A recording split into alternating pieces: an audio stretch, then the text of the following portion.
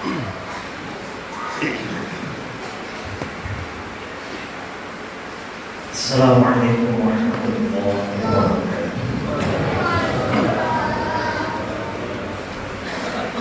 Allahu Akbar, Allahu Akbar,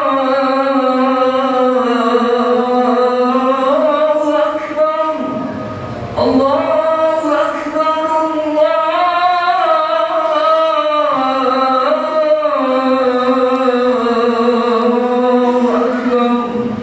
Asyhadu an la ilaha illallah.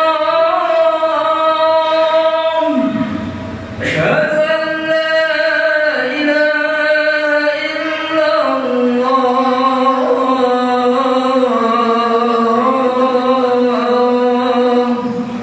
Asyhadu anna Muhammadan Rasulullah.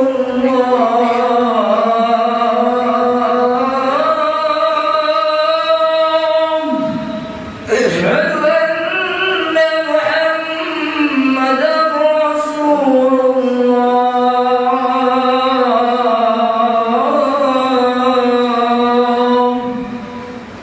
Hayya 'alal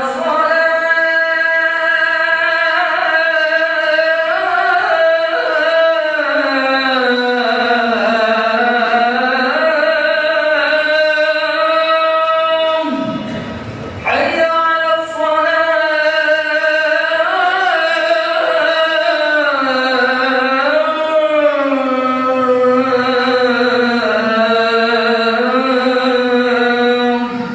Hayya 'alal Hayya 'alal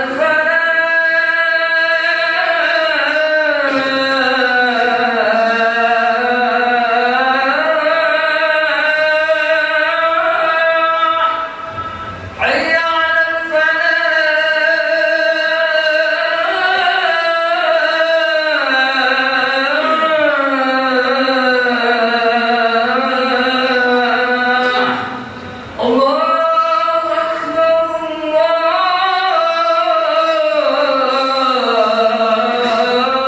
Allahu Akbar. La ilaha illallah.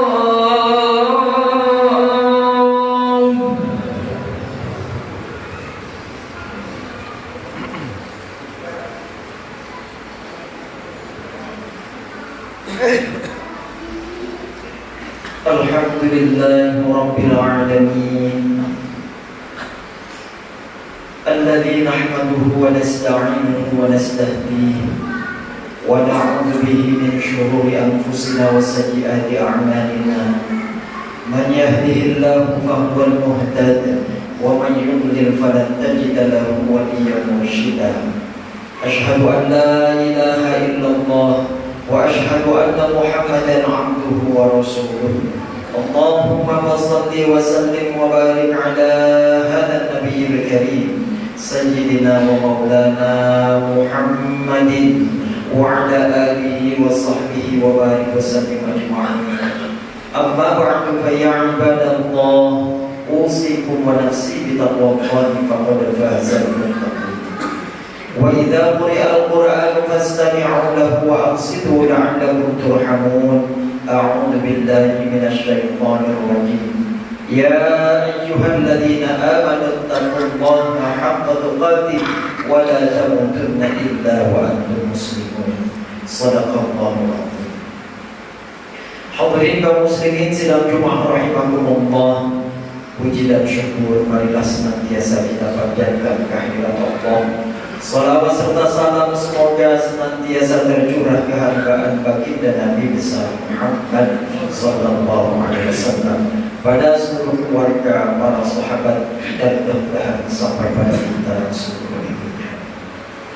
Hadirin kaum muslimin sidang Jumat rahimakumullah.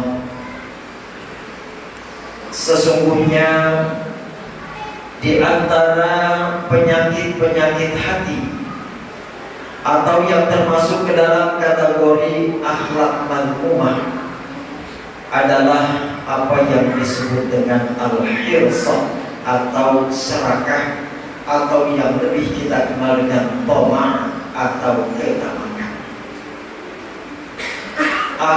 yang buruk ini bahkan menurut Ibnu Hajar Al-Asqalani, beliau katakan ini adalah karakter yang bahkan bisa merubah orang-orang salih menjadi tidak salih. Maka waspadalah penyakit hati ini, waspadalah dengan akhlak dan karakter ini, karena sungguh ketamakan tidak membawa kecuali kepada kerusakan dan kebinasaan. Oleh karenanya Al-Quran senantiasa mengingatkan kepada kita, di mana Allah Subhanahu wa taala melalui firman-Nya mengingatkan alhaakumut takatsur. Sungguh mengumpulkan harta yang banyak itu telah melengahkan kalian daripada ingat kepada Allah. Sampai kapan? Tidak berujung. Hatta zurtumul maqabir, sampai kita masuk ke liang kubur, sampai kita mati.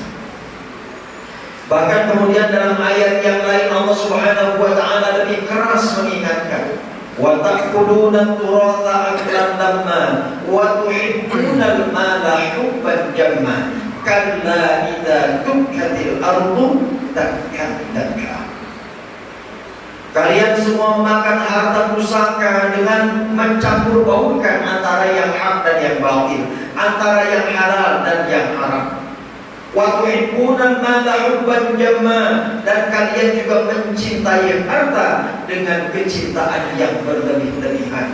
Kalla idza dukkatil ardu dakkan dakka. Janganlah kalian melakukan itu. Ingat, suatu ketika Allah Subhanahu wa taala akan mengguncangkan bumi ini secara berturut-turut, secara bertubi-tubi, yang kalian tidak bisa menghindar daripadanya. Bahkan hadirin kaum muslimin sekalian jemaah rahimahumullah, orang-orang yang terhinggapi penyakit tamak atau serakah ini, mereka tidak akan pernah mampu menghiraukan nasihat dari para ulama, para asatidz, para habaib, tidak.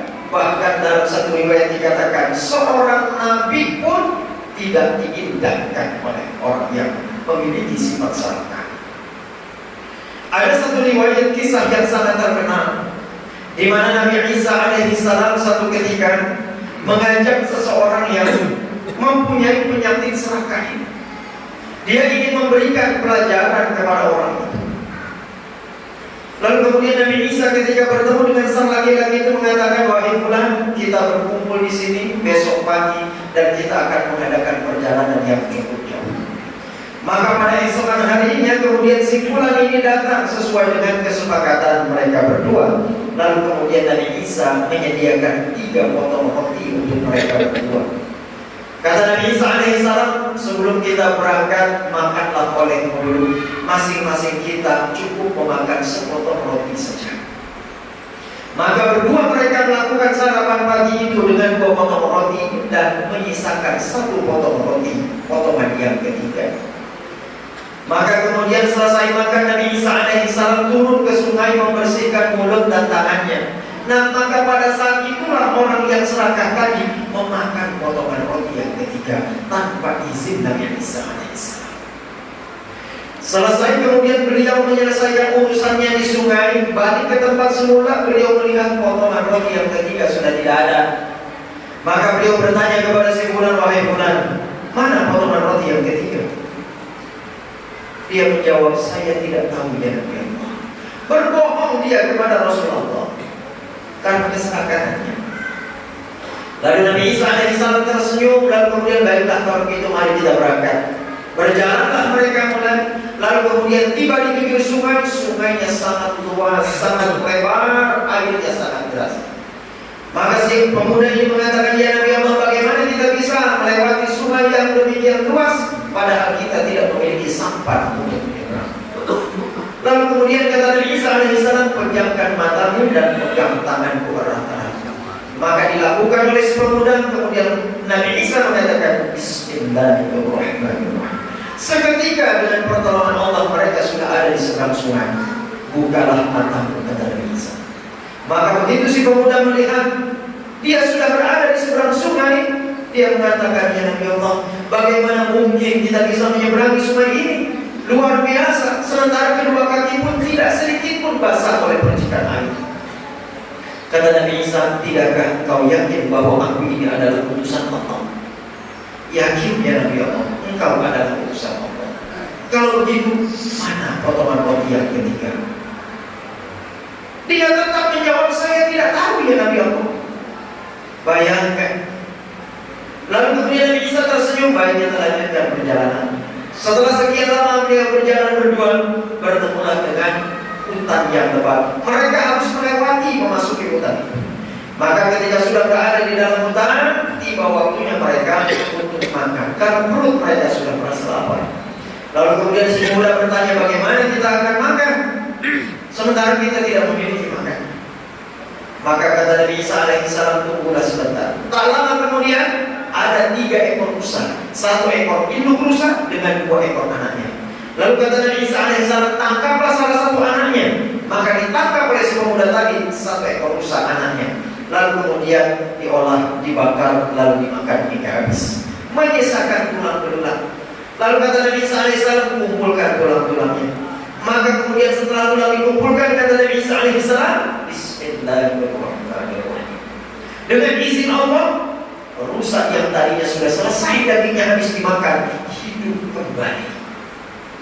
Takjub si pemuda itu, Masya Allah, luar biasa. Maka kata Nabi Isa alaihissalam, masih tidak yakin apa ini adalah utusan Allah. Yakin wahai Nabi Allah, engkau adalah utusan Allah. Kalau begitu mana roti yang ketiga? Saya tidak tahu ya Rasul. Bayangkan, seorang Nabi saja tidak diindahkan pertanyaannya, apalagi kalau sekedar bertemu dengan seorang ustaz, seorang kiai, ulama yang bukan Nabi, bukan Rasul. Orang-orang yang serakah tidak akan pernah peduli dengan nasihat mereka. Maka kemudian kali yang ketiga, mereka memasuki satu kampung yang mati. Lalu kemudian di tengahnya ada tanah yang lapang. Di situ ada 3 blok batu besar. Lalu kemudian Nabi Isa menyentuh ketiga batu itu dengan mengatakan Bismillahirrahmanirrahim. Seketika batu itu menjadi bongkahan emas yang besar. Lalu kata Nabi Isa alaihissalam, 3 bongkah emas ini masing-masing untuk yang memakan roti.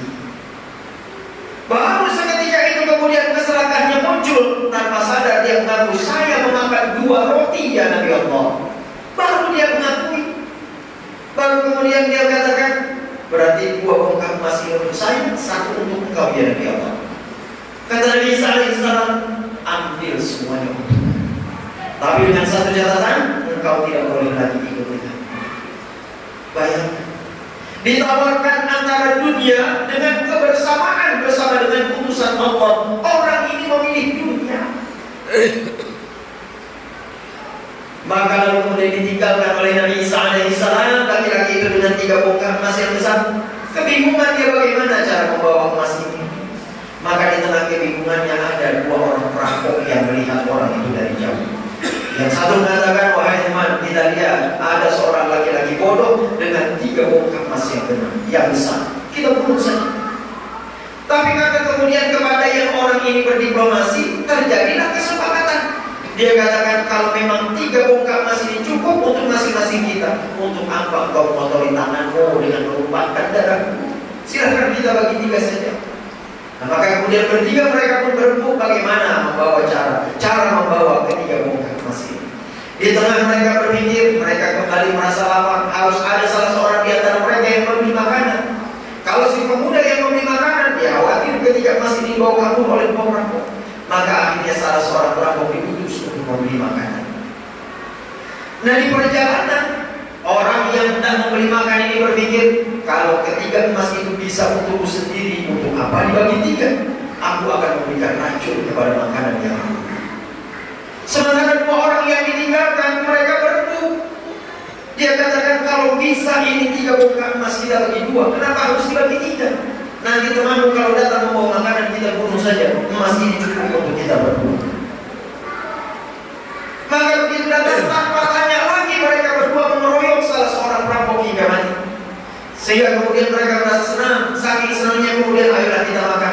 Dimakan makanan yang sudah dibumbui racun itu. Maka ketiga orang itu mati. 3 bongkah emas terongkok sia-sia di samping 3 bujur mayat orang-orang yang serakah. Maka kisah ini menyampaikan kepada kita, ketamakan, keserakahan tidak akan pernah berhenti sampai kita mati, kecuali kita bertaubat kepada Allah Subhanahu wa Ta'ala. Dan kalau kita turutkan, tidak akan membawa apa-apa kecuali kehancuran dan kebinasaan. Maka hadirin kaum muslimin sekalian rahimahumullah, semua kita adalah orang-orang yang dianugerahkan potensi-potensi, termasuk potensi ketamakan dan keserakahan. Bukan untuk dihilangkan atau dibunuh, akan tetapi untuk dikendalikan. Maka kendalikanlah akhlak yang buruk itu dengan akhlak yang baik. Kendalikan keserakahan dan ketamaan dengan sifat qanaah yang ada dalam hati kita. Maka mudah-mudahan Allah Subhanahu wa Ta'ala menjaga kita dan menjauhkan kita daripada penyakit tamak dan serakah, dan senantiasa menghiasi diri kita dengan sifat qanaah.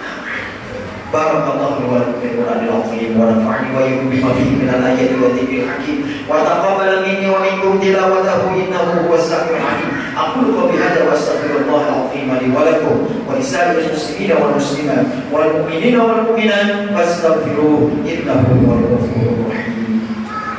Allahumma shalli wa sallim ala sayyidina Muhammadin wa ala ali sayyidina Muhammad.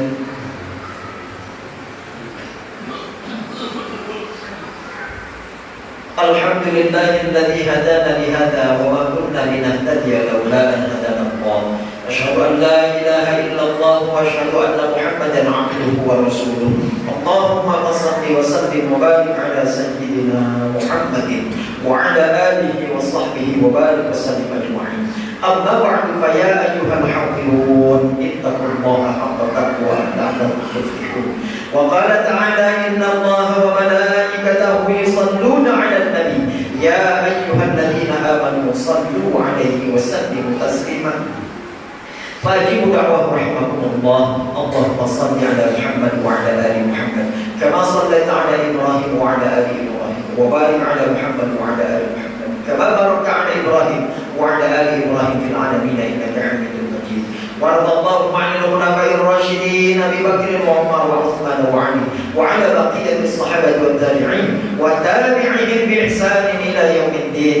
اللهم آمين يا رب العالمين. اللهم اغفر للمؤمنين والمؤمنات والمسلمين والمسلمات الأحياء منهم والأموات إنك سميع قريب مجيب الدعوات وقاضي الحاجات. اللهم اغفر لنا ولإخواننا الذين سبقونا بالإيمان ولا تجعل في قلوبنا غلا للذين آمنوا ربنا إنك رؤوف رحيم. اللهم انصر من نصر الدين واخذل من خذل الإسلام والمسلمين. ربنا هب لنا من أزواجنا وذرياتنا قرة أعين واجعلنا للمتقين إماما. ربنا آتنا في الدنيا حسنة وفي الآخرة حسنة وقنا عذاب النار والحمد لله رب العالمين. عباد الله إن الله يأمركم بالعدل والإحسان وإيتاء ذي القربى وينهى عن الفحشاء والمنكر والبغي يعظكم لعلكم تذكرون. فاذكروا الله العظيم يذكركم واشكروه على نعمه يزدكم واسألوه من فضله يعطيكم ولذكر الله أكبر. وأقم الصلاة.